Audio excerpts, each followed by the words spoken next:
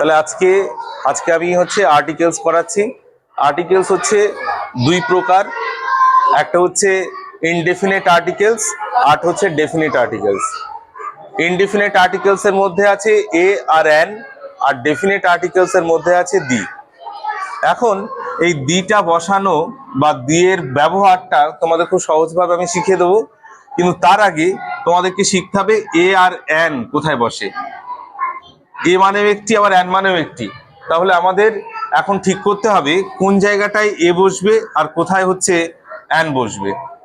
তো আমরা সবার প্রথম এ আর এন এর ব্যবহার জানতে গেলে প্রয়োজন হচ্ছে আগে ভাওয়েল আর কনসোন্যান্ট জানা। তো ভাওয়েল আর কনসোন্যান্ট জানতে গেলে কি, আমি এখান থেকে এ থেকে জেড পর্যন্ত অ্যালফাবেট লিখে দিয়েছি, দিয়ে তার মধ্যে এ ই আই ও ইউ এই পাঁচটাকে আবার আলাদা করে নিয়েছি। এটা হচ্ছে ভাওয়েল, এগুলো হচ্ছে কনসোন্যান্ট।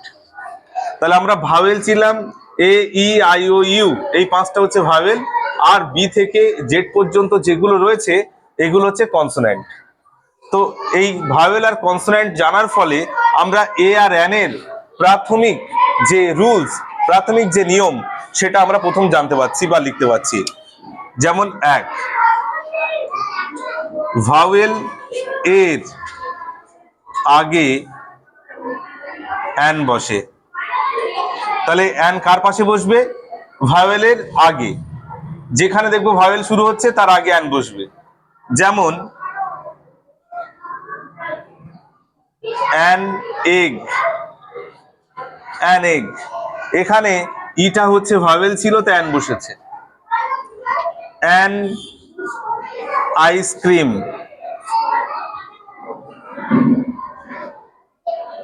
আইসক্রিমের আইটা ভাওয়েল আছে, সেই জন্য হচ্ছে অ্যান বসেছে। তাহলে আমরা এ আর অ্যান এর প্রাথমিক রুলস, প্রাথমিক যে নিয়ম সেটা শিখে গেলাম, সেটা হচ্ছে অ্যান বসবে ভাওয়েলের আগে। দু নম্বর হচ্ছে কনসোন্যান্ট। কনসোন্যান্ট এর আগে এ বসবে। কনসোন্যান্ট বলতে এইগুলো, এদের আগে এ বসবে। যেমন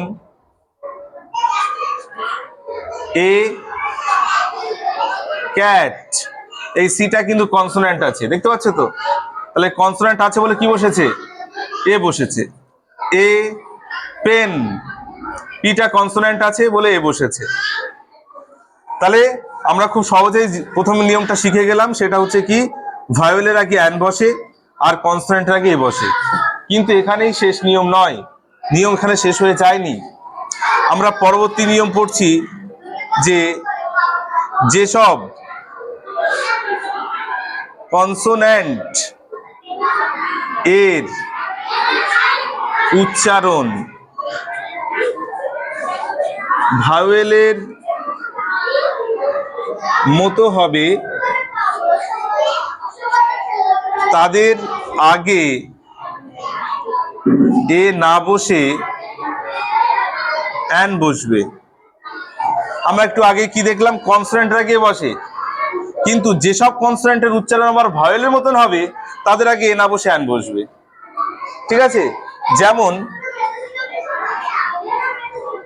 dash MLA, dash F R C S doctor, এই তাহলে এমএলএ, এমএলএ আর F R C S doctor, এর আগে যদি আমরা এ আর এন এর মধ্যে কোনটা বসবে যদি ঠিক করি, তাহলে কনসোন্যান্ট কিন্তু দুটোই, এ বসা উচিত ছিল কিন্তু বসবে না। কেন? না, এমএলএ উচ্চারণ করতে গেলে এম আগে উচ্চারণ করতে হচ্ছে, F R C S F আগে তাকে এ উচ্চারণ করতে হচ্ছে।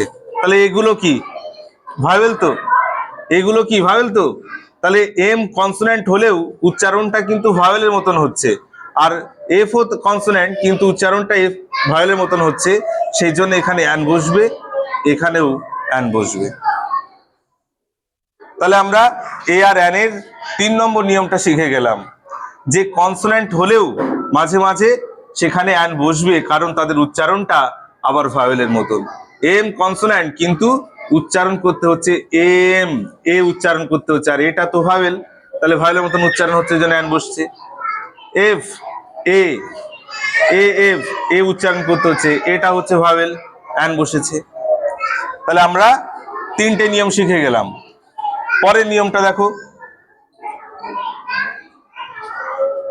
যেসব শব্দের প্রথম উচ্চারণ ইউ এর মতো হয়, যেসব শব্দের প্রথম উচ্চারণ ইউ এর মতো হয়